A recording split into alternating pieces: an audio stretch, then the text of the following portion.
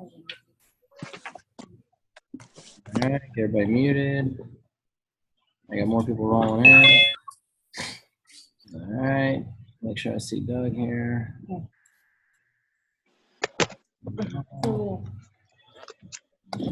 Okay, good. All right, everybody. Well, welcome to our Wednesday night Zoom conference. I always want to say conference call, but all right, Johnny. Conference call. All right. I know they can see it, but I'm trying to talk right now. Anyways, welcome to our Wednesday night Zoom conference call. I always tell the story of how we got into Zoom, and this one actually makes a lot of sense because it was actually Richard and Mary Amwedo who talked to us about doing Zoom whenever we first moved down to Florida, because we said, how can we stay in touch with our team? And I know Doug Parker uses Zoom a lot, and we were just talking about this, that he got kind of hooked up with Zoom because it was a preferred platform in Japan. So if it works in Japan, it's got to work great here. Doug Parker is somebody that we met actually through AMBIT. Never met him before in my life. He actually interviewed Christina and I on his Ambitious radio show back when he was a senior consultant. He was pushing towards EC. And I think it was at that black tie dinner whenever he was there. So he came in as an EC. We could see somebody who was on a mission to get it done. And it shows up in the numbers. So he's got a couple 5-star trips, top 50 income earner, executive consultant. Help me welcome this time, Doug Parker. So Doug, can you hear me now? I can. Can you hear me okay? You're loud and clear. Excellent. Well, thanks for having me on the call. I really appreciate it. I know we bumped into each other at Power Trip. We had a brief little conversation about a couple things, and I always love sharing with other people. And you guys were very kind to me back when I was a senior consultant on learning some nuggets from you guys. So, you kind of, what's the format as far as how you want to go through stuff? Do you have a kind of something you want me to follow, or you want to just kind of just wing it and jump in? No. I mean, usually what I do is I have people train on whatever's on their heart, unless you want me to interview you. But you can do if you feel like there's certain things you've been working on that you want to just kind of share with us. That's great. And if not, I can pick your brain. Sure, absolutely. So we'll just kind of play it by ear. So I'll jump in, and one of the things I think that it's a fundamental building block in this business. We talk about invitation, presentation, and validation a lot, and you hear that said. The problem is that most people they really just don't do it. I mean, that's really what it boils down to. Okay, so I would encourage you, number one, get you a nice, clean sheet of paper out. Get you a pen, and let's take some notes, because there's a lot of times where I'll jump on a call or I'll hear somebody and I'll think, man, that was a great call. But if I don't have notes written down, I don't have anything I can go back and apply to my business. And that's really what this is about. Your time is extraordinarily valuable. And so I want to make sure that we make really, really good use of it. So let's talk about invitation, presentation, validation first. And it's just a fundamental of AMBIT. And then I want to talk about the 3-way call specifically. Now, my light goes out every once in a while, so I may have to get up. If I'm not moving around, it's over on the other side of the office, but I'll jump back in the screen. So you've got a written list. Let's assume you've got a great written list and you're always adding to it. Let's assume for a minute that you're great at inviting, that you're doing a phenomenal job at the invitation. You go through, it's 10 seconds, it's short, it's sweet. They understand, what you've got going on there. So let's talk about the presentation. What does that look like? And what I do 100% of the time is I use the AMBIT videos. Now, I've taken the video and I've put the 5-minute and 52-second video with the compensation plan video, and I've put them together, and I've kind of blended out the end and the start of it, because it says get with the person that invited you. And the reason why I blended that out is because I'm always there with them. I'm either in person with them or I am on the phone with them, and I am listening out of this ear with my headset, and then with my other ear, I'm listening with my little speaker that's playing the video, and I sync them to the exact second where I can hear in sync with what's going on through their conversation. And I think it's very important, because a lot of times I hear people say that they've sent the link to them. They've emailed them the link, or they've texted them the link, or they Facebooked them the link. And I think that is an effective way to get the link to them. The problem is that once they've sent the link to them, then what happens is they turn into a pest, and it's going to sound real annoying what I'm fixing to do, because it's what you do to people. You say, have you watched it yet? Have you watched it yet? Have you watched it yet? Have you watched it yet? Have you watched it yet? Have you watched it yet? And you start wearing them out to the point where they're like, I don't want anything to do with that, and then every time they see you at church, or they see you in the grocery store or whatever, they're like, boom, they turn the other way and they just take off walking. So what I would highly encourage you to do is when you do that invitation and you ask them, are they interested in making some extra money? And they say yes, then you schedule some time and you get 20 to 30 minutes of uninterrupted time with access to the internet. If you ask someone if they've got 5 minutes, there's a pretty good chance they'll give you 5 minutes. And then 52 seconds later, when the first video is over, like, they gave you what you asked for, and then they got to go. They don't have time for a three-way call. They don't have time for any of that stuff. So ask them for 20 to 30 minutes of uninterrupted time with access to the internet. And then when you get that, yeah, you can send them the link through Facebook. Yeah, you can send it through an email, or you can send them a text.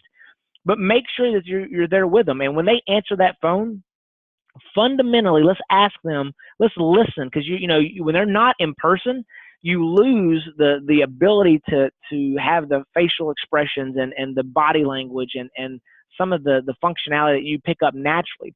So you just have to listen very, very closely. So if you answer they answer the phone, and then you hear the dogs barking in the background and you hear their baby screaming or whatever, you go, hey, look, it looks like it's kind of chaotic right now. Do you want to reschedule this? And a lot of times what I see is they'll say one or two things. They'll say, Doug, that would be so fantastic. Can you give me 15 minutes to get these dogs put up, or let me get my baby changed, and let me get it to my husband or to my wife. Let me let them take care of it for just a minute, and that gives them a little breathing room. Now, I talked to a couple people that were in my office today that are doing some work up here that are AMBIT consultants, and I talked to them about the importance of that 10-minute video and how important. I say 10 minutes because it's about 5 minutes for the intro video and 5 minutes for the compensation, but the 10 minutes of video. We do so much work doing invitations and calling people and going to meetings and listening to calls like this and preparing our mind so that we're in a position to show them the plan, that we've got this much time, when we spend this much time trying to make sure and get them on the phone. That 10 minutes needs to be the most important thing that you could possibly be doing. And I tell people all the time, unless the building is on fire, do not knock on my door. Don't bug me when I'm showing the plan, okay? That is the most important thing in the world that can be going on. So I want uninterrupted time for them, but I want to respect the same thing that I've asked for is uninterrupted time. So if they say that they've gotten their baby taken care of, I call them back, everything's good. I send them the link. And then I click it. I say, hey, did it just pop up for you? Tell me what you're looking at on your screen. Then they click play. Then I click play. And like I said, I sync them up where I'm hearing in both ears exactly the same way. And then I watch it every single time. Okay. I watch this video sometimes 2 or 3 times a day. Okay. I've watched that video so many times. I know what's coming next. I know at the end, it's got the financial future, the little orange thing. And I pause it whenever they're in my office so that it says that, financial freedom, not financial future, financial freedom on my screen, because I show it on a TV that's over here, and I pause it right there at the last screen so it says financial freedom. So it's really big in front of them. So then let's talk about, you get to the end of that presentation and you've let the presentation do the presenting. I'm listening to it while they're listening to it. I'm uninterrupted. I'm not multitasking and doing a bunch of other stuff. I'm watching it with them. And then at the end, and this is the one thing that I want just to stick home with you guys, and please take notes on this one part. I ask 4 very specific questions. These are not questions that I ask because I've came up with these brilliant questions because I'm some kind of rocket scientist or something. I picked these up from Joey Carter, and he's an executive consultant and investor with the company, and Regina Gale, a national consultant. And I kind of merged them together. But the first question that I ask is what was your favorite part? Okay. I asked a young man just a minute ago, I did a 3-way call right before this for someone else's team. And I asked him what was his favorite part. He goes, man, I kind of liked it all, but I really liked the part about the website. I go, well, what do you mean about that? He goes, well, I'm really good with websites. And we got on a conversation. I was like, well, that's a skill set that you can really use in this business a little bit later to help add a little fuel to the fire. So that's the first question. What was your favorite part? The second question is what else did you like? And what I'm trying to do is get them to kind of bob their head like this, okay? Or to uncover something that might be a concern for them. I want to be able to address a concern. If they have an objection and they never give it to me, it makes it impossible to actually get them enrolled into the business and help them change their financial future and their families' lives for generations. And so it's very important that you uncover those things. If they've got something on their mind, I want to know about it. So the second question is what else did you like? And when I asked what else did you like, and the gentleman, he talked about how he liked the residual income and some of those things. And I said, I can agree with that. I like the residual income as well. So I'm kind of getting in agreement. I'm kind of getting in a rhythm, building some rapport with the guy. And then the next question I ask is, conceptually, do you see how the compensation plan, do you see how this makes sense? Okay. And I say it kind of just like that. I don't want to get too deep down into the rabbit hole there, but I want to ask them generally, do you understand how this makes sense? Now, really what I'm doing is I don't want to spend a bunch of time on explaining the compensation plan and the 7 levels and all the different overrides and all that if they already understand it. But really what I'm trying to do is I'm teeing that little ball up like a little T-ball. That way, if they've got any questions, I can extract them out of them, and it sets me up perfectly for that validation call or the 3-way call. And so I ask them, do you see how this makes sense? When they say, yes, I do see how this makes sense, then that is one of 2 things. They're either just saying that because it makes them feel comfortable, like, oh, yeah, I see how it makes sense, or they really do get it. They're like, yeah, it makes sense. I was in Excel communications. I knew about this. I just haven't done anything with it. I'm so glad you guys reached out to me. But if they say, yes, I see how it makes sense, then I ask them the 4th question, which is, does that mean that you are ready to get started? Okay. Now, I have seen people many times never even ask that question. They go through the presentation. They'll ask them things like, do you have any questions, which is the absolute kiss of death. There are some people that have no questions whatsoever, and you're going through the process with them, and then you say, well, do you have any questions? And they think about it for a minute, and they go, I don't have any right now, but let me go do some research, and then I'll come back to you and let you know if I got any questions. I mean, it's the kiss of death. Some people don't have questions. They're ready to get going, but you planted a seed in their head that, you know what, I need to ask some questions, so I'm going to go look at a bunch of stuff, and I'll find some questions for you. And then one thing that I tell all my people, and the more we get around one another, you'll hear time kills deals. Okay, I'm from a sales background, for better or for worse. I can't turn it off, but time kills deals. Okay, the more time that elapses between the time you talk to someone about getting into this business and them actually getting into it, the less likely it is to happen. So you need to strike while the iron's hot, while they're excited. They've got that uninterrupted time. Life is busy, life is crazy, and they have tuned in right now. Take advantage of that time right now, because if you don't, then you won't get them in the business. And I ask people all the time, I'm like, hey, look, don't tell me maybe, okay? Don't tell me maybe. The reason why you tell me maybe is because you are kind of in your mind thinking that you don't want to make a decision right now, but you're making a decision.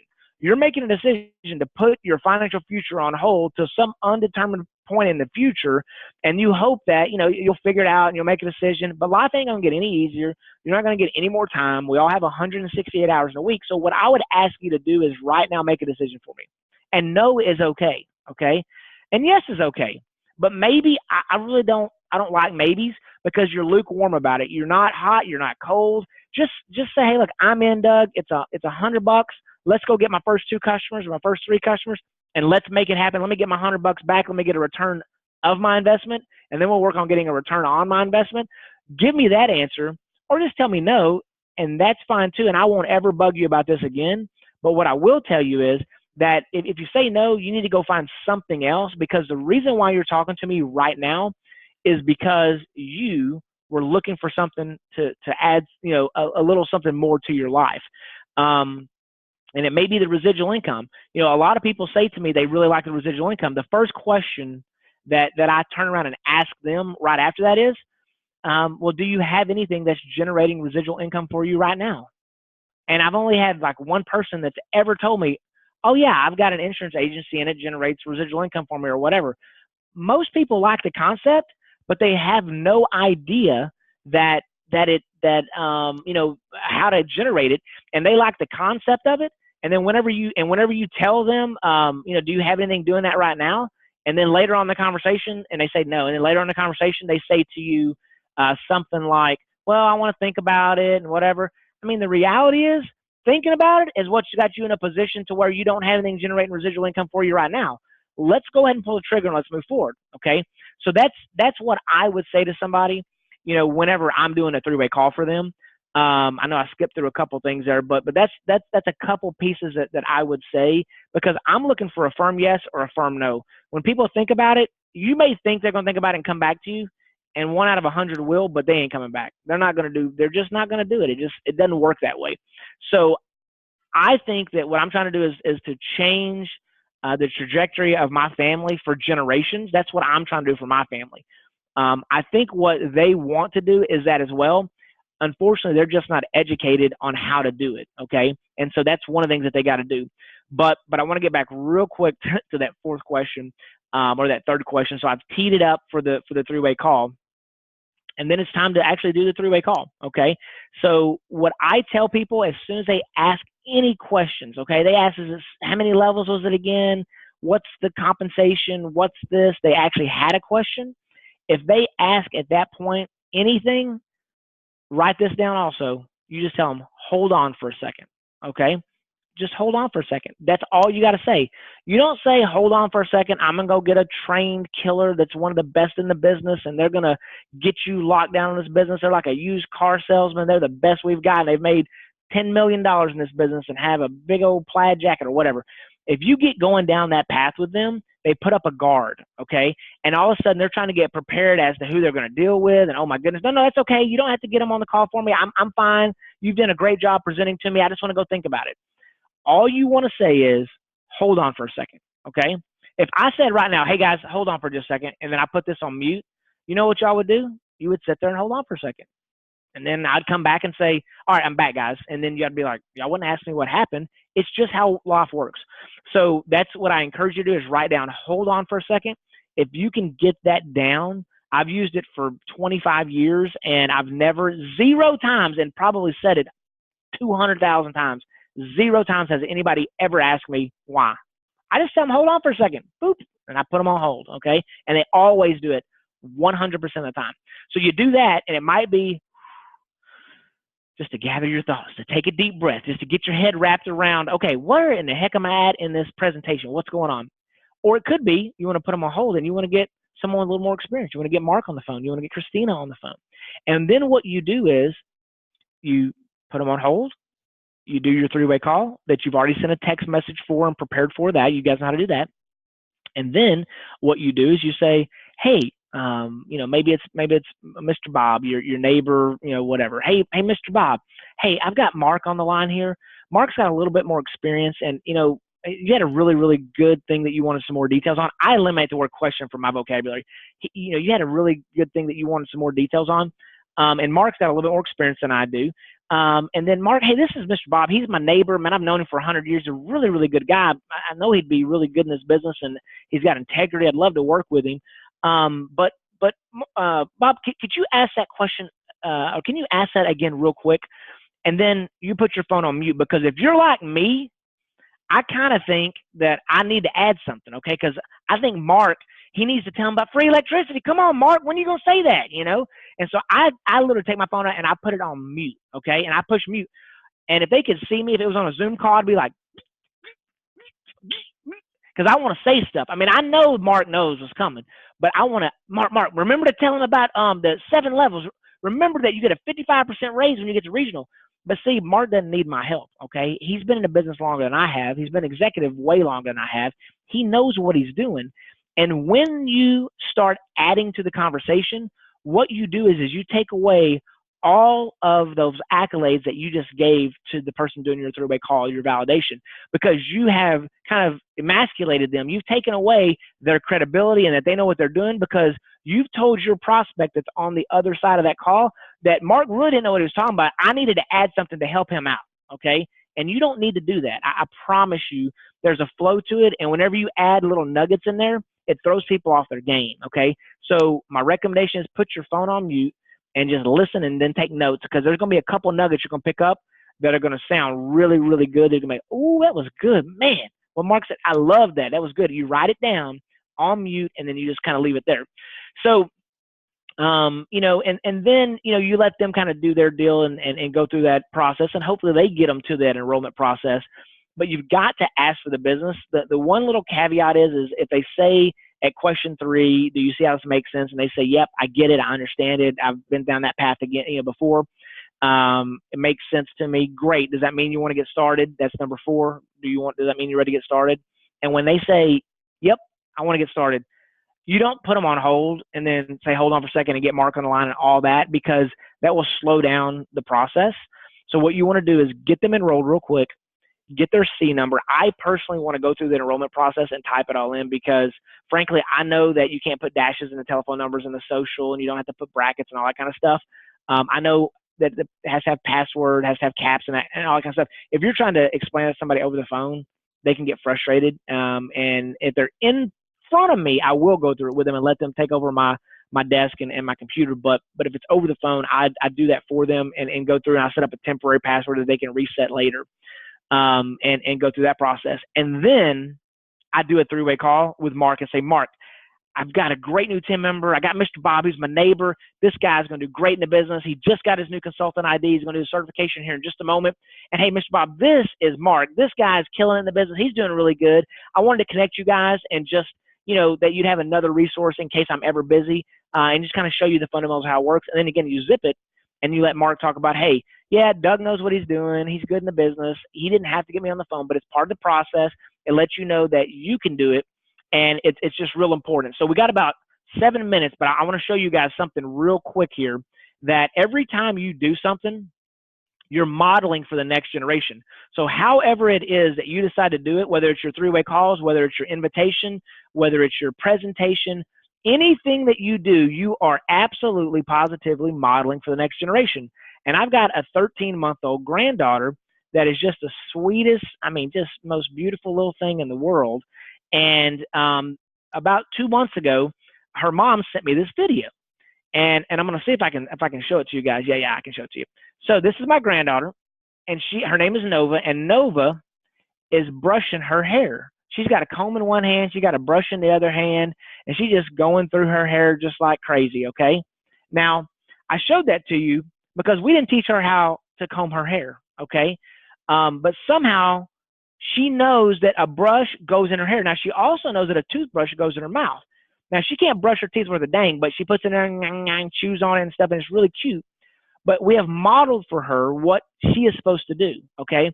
Every time you show the plan, you're modeling for the next generation, your children in AMBIT, your grandchildren in AMBIT, your great-grandchildren in AMBIT, and some of you might have heard of a generational curse before, okay? And it happens, and it's the real deal, okay? There are generational curses in families.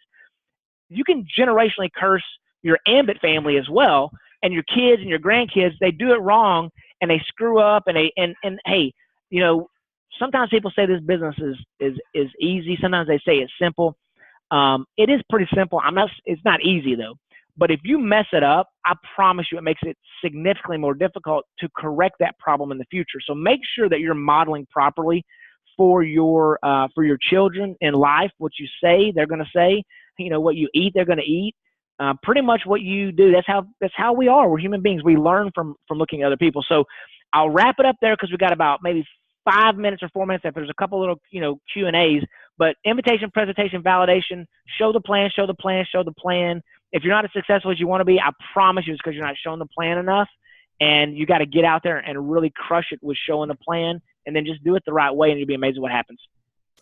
Doug, when you were on your way from senior to executive, you're like on fire. What drove you? What were your keys? What points do you want to leave? Some people here want to go to senior and go to executive. They're on this call tonight. Absolutely. So number one, you got to have a plan. You got to stick to your plan, and you got to continue to educate yourself. So even to this day, I put together a plan. When I decided I was either going to quit AMBIT or I was going to start making $10,000 a month, but I knew I couldn't make it at senior. So I had to get promoted to executive to make that happen. So I put together a plan, and I needed to get to executive by ambition. And I looked up, and I had like a little over 60 days left, and I needed 60 consultants. And I had done all these interviews with you guys and with Steve Thompson and Near Goal, and I'm like, oh yeah, I'm going to get to ambition. I'm going to be an executive. And then I realized it was like June the 20th something. And I'm like, I got to get 60 consultants. So I mapped it out, and I still have it mapped out to get to national. So the day I promoted to executive, I said in 2 years, I'll promote to national. Okay. So my number today, right this minute, is 211 consultants to get to national. Okay. And I've got every single day, there's 108 days or 109 days till ambition, and I need 212. I need 1.96 consultants every single day, okay? 7 days a week in the right position for me to get promoted to national by Ambition this year, okay? I went to lunch yesterday with Eric Johnstone. I told him what my number was, and I told him I'm going to Ambition because I put myself in check. You know what I mean? So I'm either going to be a liar, okay, or I'm going to do whatever it takes to get there, all right? So I'm telling you I'm going to get there, and I've been saying it for 2 years, and you know, I got almost 1,400 people in my EC code, but you know, only whatever that number is, 500 and whatever the delta is from 750, and that's 538 people are in the right position. The other 900 are just in my organization somewhere, okay? So you got to map it out, and you got to stick to your plan, and you got to get on the whatever it takes program. I mean, that's what you got to do, and you got to just go grind, and you got to find leaders and run with leaders, and you know, and push them and pull them. And you know, I love seeing Brian get up and do that little pump up thing, you know, with the big old monkey deal. But honestly, and I'm not trying to contradict Brian. I mean, he's got about 50 million reasons why he knows what he's doing. But I think you do got to motivate some of your people, because honestly, most people, they just struggle with it. They get beat up, they get beat down, they get kicked in the teeth. And I think you got to be there to pump them up a little bit. Now, I would love to have Brian and Ray and you know, Steve Thompson and Chris Atkinson on their team. I mean, those are as hardcore, thick-skinned guys as you get. Well, guess what? All the other 449,000 and whatever consultants are not quite as thick-skinned as those guys. So you got to find people that you can run with, people that are aggressive, that are business-minded, money-motivated, and you got to help them stay on track. You really do. That's what you got to do. It's your team. Yeah. That's awesome. Yeah. All right. Now you got you got 2 minutes. So I'm going to see if anybody else has a question. We got to make it quick. All right. Any questions out there? Quickly. Questions? Quick.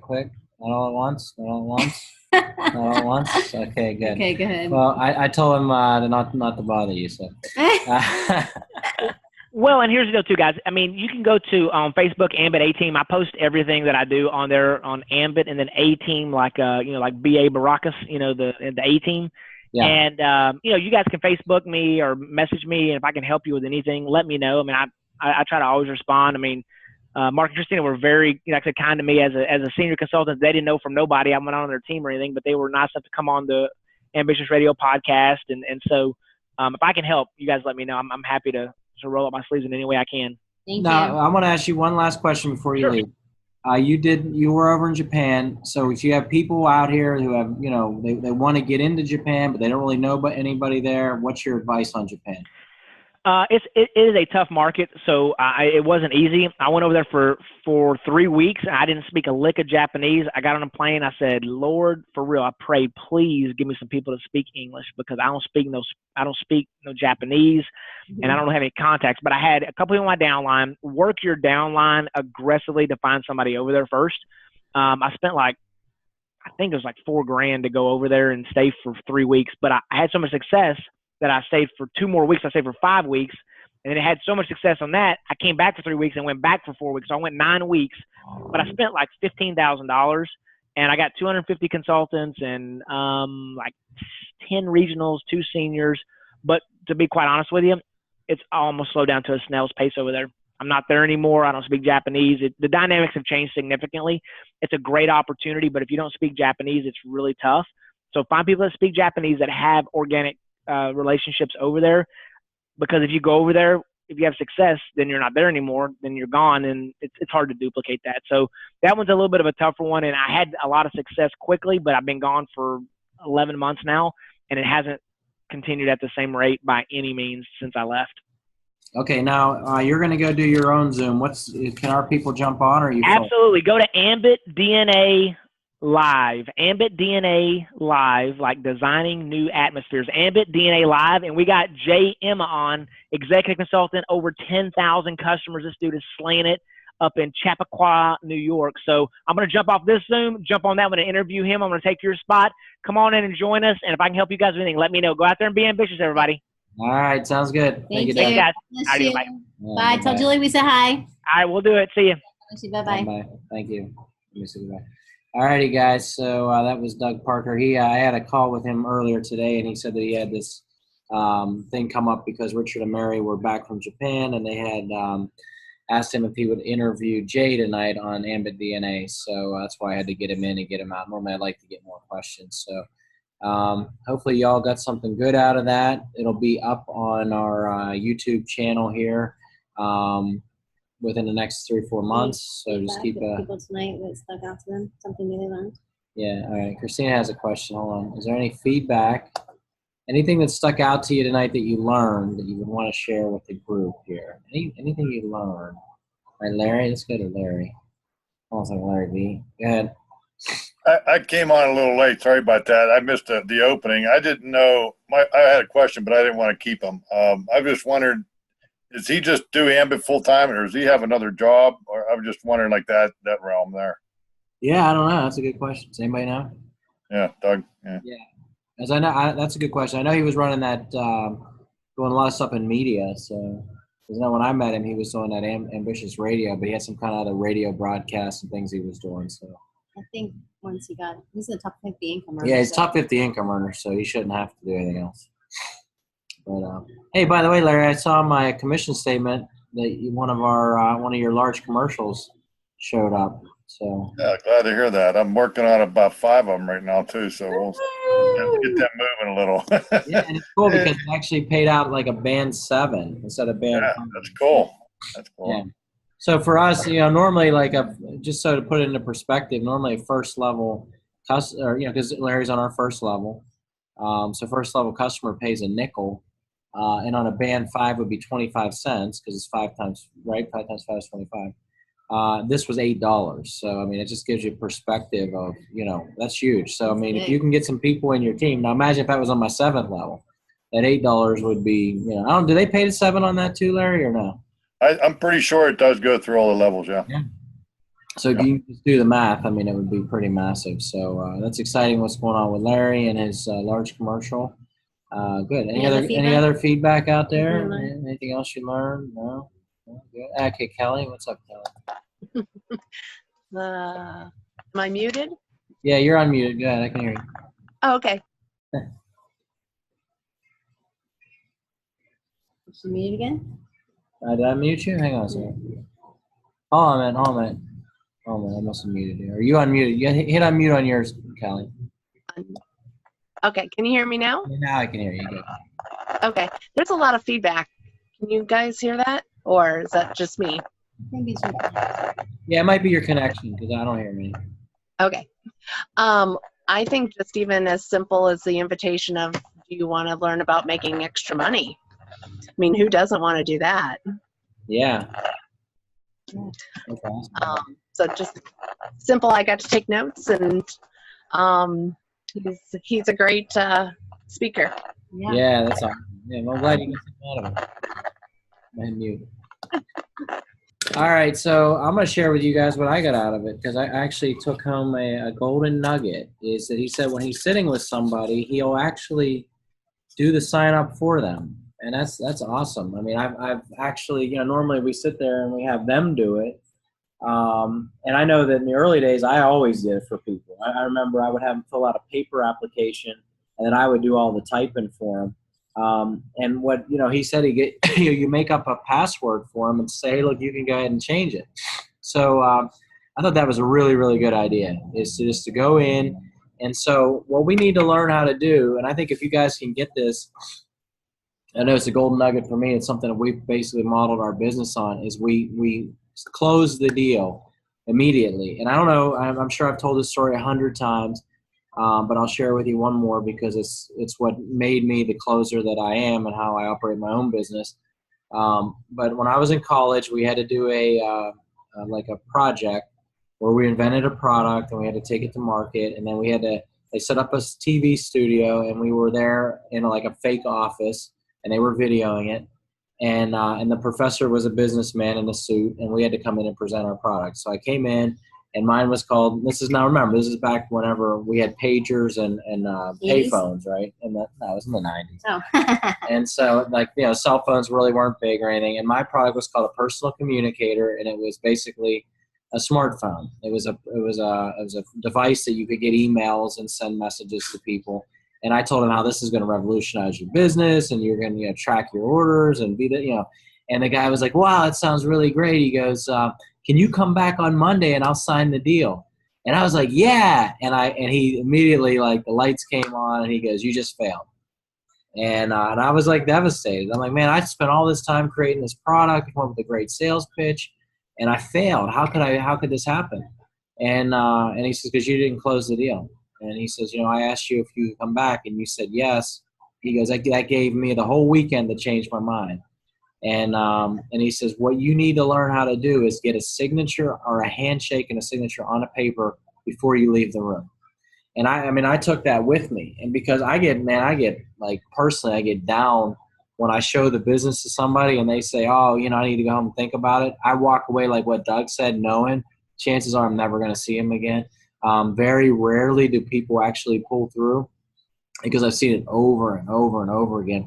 And so now I'm just, I have to get a commitment. It's like, I can understand, like, there's those certain cases where people do have to go home and pray about it.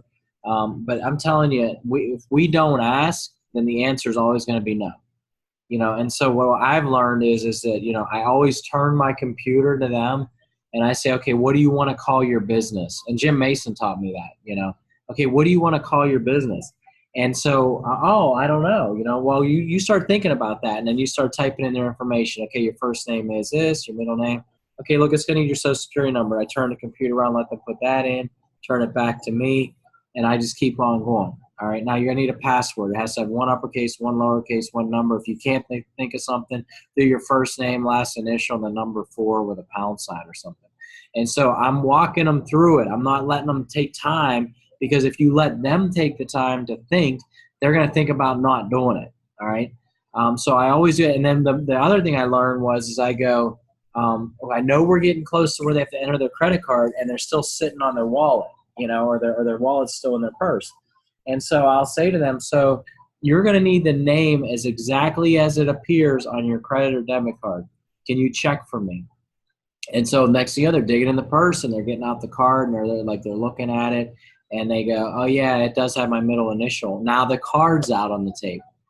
And so then you just walk them through that process. Great. So now that you have that, go ahead and fill that out. You're going to want to click this button. And then you hit submit. Congratulations, you're a new consultant. And so and I know it feels uncomfortable doing it. But I'm telling you right now is if you don't do it, then what happens is I think about it like, cooking. You go through the whole process of getting everything hot, and then you shut the burner off and you walk away from it for 3 days. You're going to come back to a mess. If you ever cooked, that, when you got to get the iron hot, and then you got to put the food in there and you got to finish the process. And so many of us, what we do is we start the cooking process. We invite, we do invitation, great. We do presentation, great. We're doing 3-way calls and validation. And then we shut the burner off and we walk away from the stove. And then we come back 4 days to a cold mess in a frying pan and it's stuck. And you go, how the heck am I ever going to get this egg out of this frying pan that I started cooking 3 days ago? It's stuck. I can't even get it to budge. And so the same thing is going to happen in your AMBIT business is you're going to get somebody who gets stuck in the frying pan because you let it cool off for 3 days or 5 days or 2 weeks. And I personally have a guy right now like that who's I met on the way home from Power Trip, this young kid. And so we were on the airplane. He sat next to me. He actually turned on his hotspot. He's like excited about joining the business. And then he's like, man, I'm so excited, But then he was here in Florida for 3 days or 4 days with his mom. Then he went back to school, and then he had his finals. And I'm still staying in touch with this guy. And so what I'm doing is I'm trying to apply heat back into that frying pan to keep that egg semi-unstuck, But I don't let him go until I get a yes or a no. And even tonight I texted him. I say, I'm going to be doing a Zoom training. If you can get on, make sure you get on Zoom. And so you've got to constantly apply the pressure, And then the other thing, too, is if you have a consultant who hasn't done their or a customer, who got their customers and they're not getting their verification calls done. We have one right now. He's one call away from a bonus. And I keep saying to him, you're down to 2 days. You either got to get a customer or you got to get that phone call made. And you have to, if we could have made the call immediately when we entered the bill, wouldn't have been much, much better, as opposed to letting them take time to think about it, get some negativity, and then the call never gets made and we just wasted all this time and nobody ever gets paid. You know what I mean? So that's my challenge to you guys, and that was my biggest takeaway from tonight's call is that you got to really strike while that iron's hot. I've never heard this, but I see his point on, do you have any questions? I don't think that I've heard anyone Question. I haven't heard anybody ever say, like, don't use the word. Like, did anybody remember how he, like, the terminology, what he said instead of that? Was there a point that you liked best, or what did you want to go over? He didn't say that, John. But I thought that was interesting, and I felt that, you know, we've been trained by Steve Thompson and Brian McClure and everybody. He said, do you see how this makes sense? You see this how this makes sense? And number 4, does that mean that you're ready to get started? Does that mean, are you ready to get started? And then, wait, they were saying something. And then the other question, it was like, he's like, who was taking notes? Go ahead, Larry. What's up? Yeah, right. He was just saying exactly that. Don't say the word question. And, you know, obviously time kills it. So he would just say that, are you ready to get started? And if they have a question, they'll offer their question. You don't ask them if they have any questions. So, yeah, I did pick up on that. I wrote that real big. Don't say the word question. Yeah. All right, Justin, what's up? Yeah. I think you said it's three-way on. Can you elaborate on that point or something like that? Okay. Elaborate. There you go. They were paying attention. Can you elaborate on that? And just hang on a minute. I know Rich, we just went over this the other day, Dr. Rich. How do you get him on the phone? Do you tell him you're going to put the three-way on? What are you going to do? Hey, hold on a minute. They can hold on a minute? Hold on a minute. Great. So I learned something. I learned a lot tonight. Yeah. Any other questions or comments there? Lisa's ceiling fan. She's good. Hi, Lisa. All right, Rich. There we go. Yeah, Doc. What about all the people that you've messed up on in the past? How do you go back to them and give it a try again? Yeah, that's a good question. So usually what I do is I use the apology approach, you know. So I call them up and I say, look, I'd like to apologize to you. I showed you my business 3-4 months ago, and I kind of dropped the ball with you. You know, this is way too important for me to do that. You know, maybe you didn't get all your questions answered, or maybe there was things that were kind of hanging out there. Or why, I don't understand why you didn't make a decision, but I need to know one way or the other. Is it a yes or is it a no?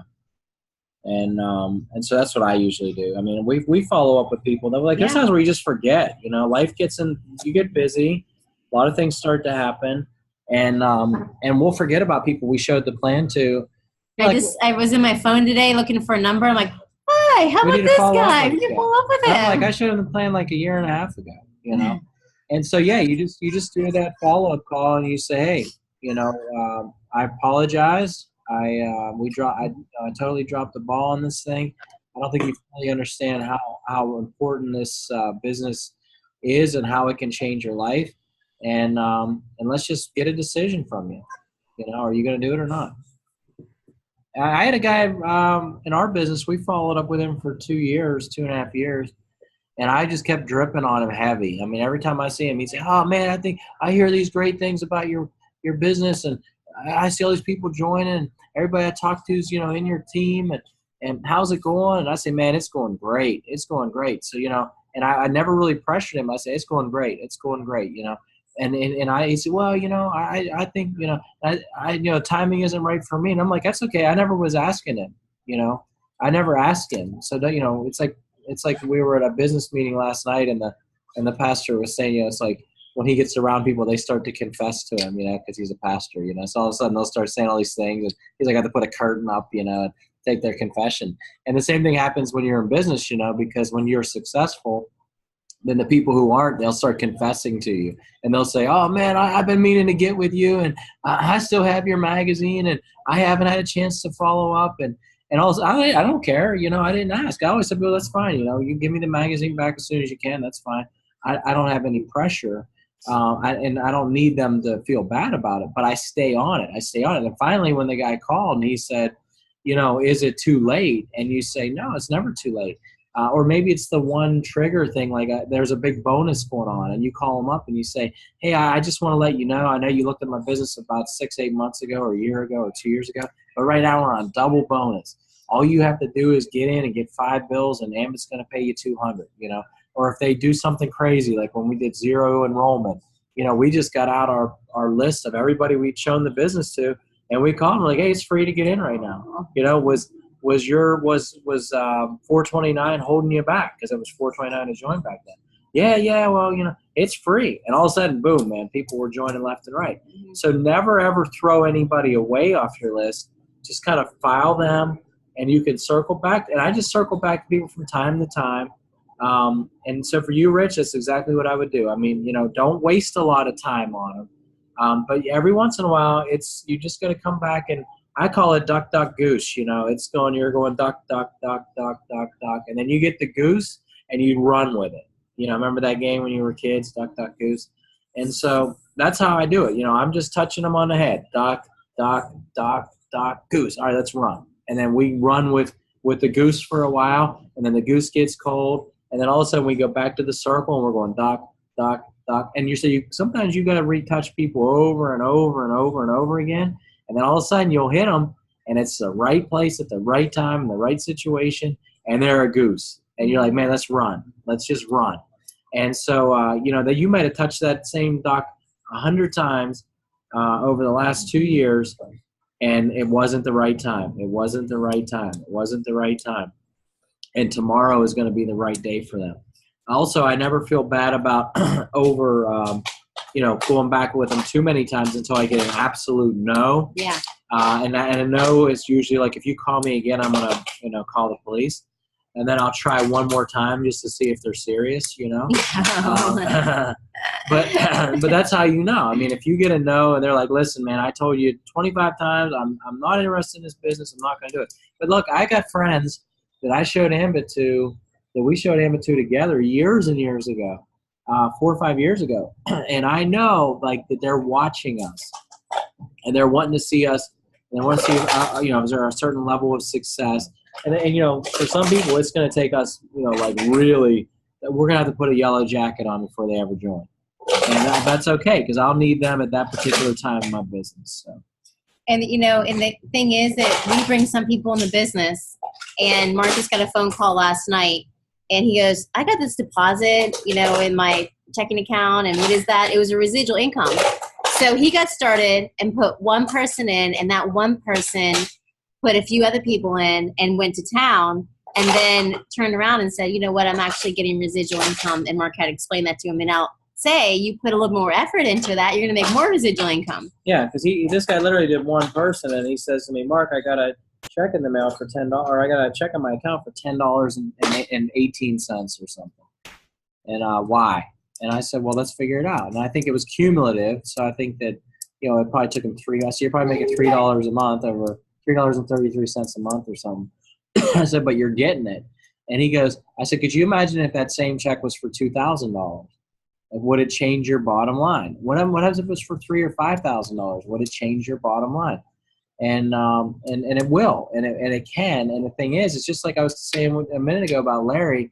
You know, when I got my our residual income check, and I looked at I don't hardly ever look at the breakdown, but I pulled up the breakdown and I saw level 1, band 7 for $8. I'm thinking like, wow, that's going to be $8, and that's probably those. I don't know, Larry. Are those let me unmute you.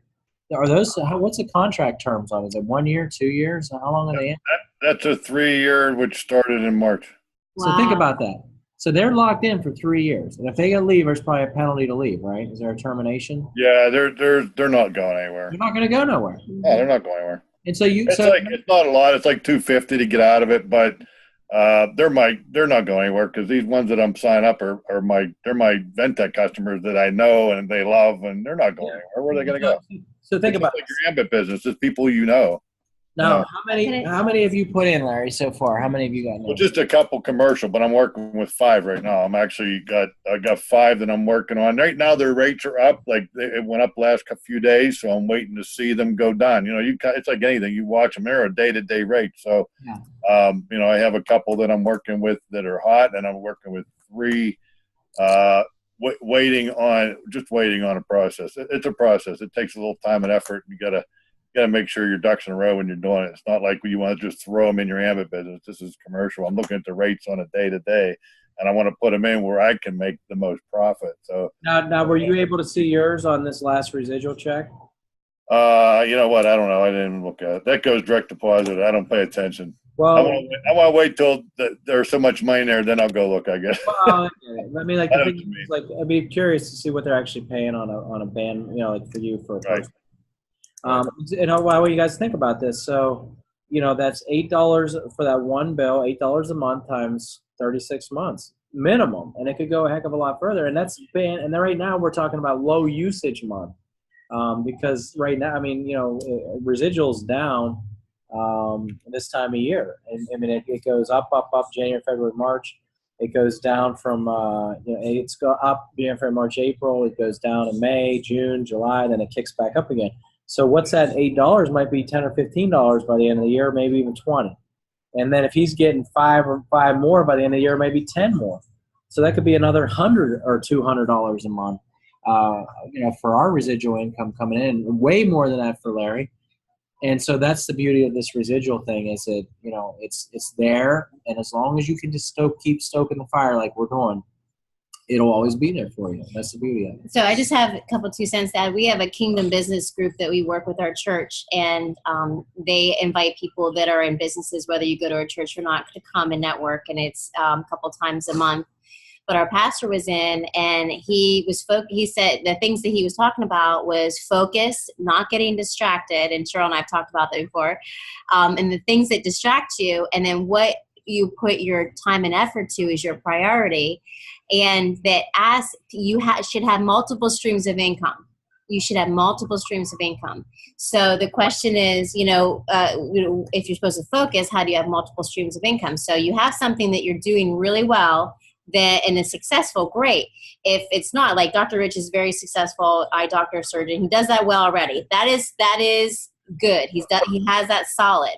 So he's building, which our pastor says, to have an extra stream of income. So now, using Rich as an example, he uses his priority time to AMBIT, showing the business, which he's been on fire, showing the business, getting his closing calls late, you know, just really showing the business a lot. And so that's going to produce for him. But that stream of income is, you know, there. Don't put all your eggs in one basket, to have that. And so he was really talking about that last night. I'm like, okay, I'm looking around. Who can I show? Who can I show? Yeah. So, and new people introduce themselves. A lady introduced herself. She's in some type of insurance, and she's from Japan, and she's bilingual. We're like, we're going to go get her. But she left early, so we're like, how are we going to track her down? She better come next week. But just to get back, it was like so powerful to sit in that under our pastor that promotes extra streams of income, and, you know, to focus and don't get distracted. Mind your own business. You know, he says, if you can do it. He's like, what did he say? He was like, when he gets it in his mind, he's laser focused. Laser focused. Get it in your mind. Get to the top, and get like Doug. Doug has blown by Marc and I. Yeah. He was a senior consulting interviewing us as executive. Now he will probably national before we will. Yeah. So what we're doing, we are not as laser focused as Doug. Being on the call tonight makes me like we're slacking. You know. Yeah. So a couple things from the meeting last night was, number one, mind your own business. That means you focus on your business and don't worry so much about what everybody around you is doing. So a lot of times even now we're saying, oh, look at Doug. Doug's blowing us away. We have to mind our own particular business. The next thing he said was make a list. Yeah. And he said, so a list of your vision. You have to list it out. Where do you want to be in your business? And then he says you put it where you can. Johnny, stop it. You have to put your list where you can see it. So it's like in the Bible, it talks about make the list and make it plain. Yeah. And so, you know, you want to make that list where you're reading it and you can see it all the time. And so you keep refreshing yourself back onto that list. He also talked about having multiple streams of income. So you got to be focused, but you have to have multiple streams of income. Stop that. You know, and these are some of the things that he was talking about. So, and if you ever want to check it out, go to kbftampa.com and you can watch replays. kbftampa.com. Yeah, KBF. Dr. Rodney Howard Brown. So anyways, all right, guys. Well, it's 10:30. I'm going to let you all go, and it was really good to see you. And also, as of right now, there's not going to be any Zoom next week because we have a conference here. Leaders and Ministers Conference. Yeah, and so we're going to be tied up, and then we'll let you know who the next one is. So no Zoom next week. God bless you. Bye. All Say right, goodbye, thank Johnny. you. See you later. God bless. You gotta be good. Come here, say goodbye. Bye, Johnny. Come say hello, buddy. Come over. They got to see your face. See? Say bye. They can hear you, Johnny. You can talk. He's swimming now. Swimming. Yeah, he's a big swimmer now, huh? Yeah, they're a big swimmer. Oh, man. All right, well, it's getting hot out here. All right. See you there. Okay. I'll talk to you guys Bye-bye. Hey, Lisa, I can see your head. Bye.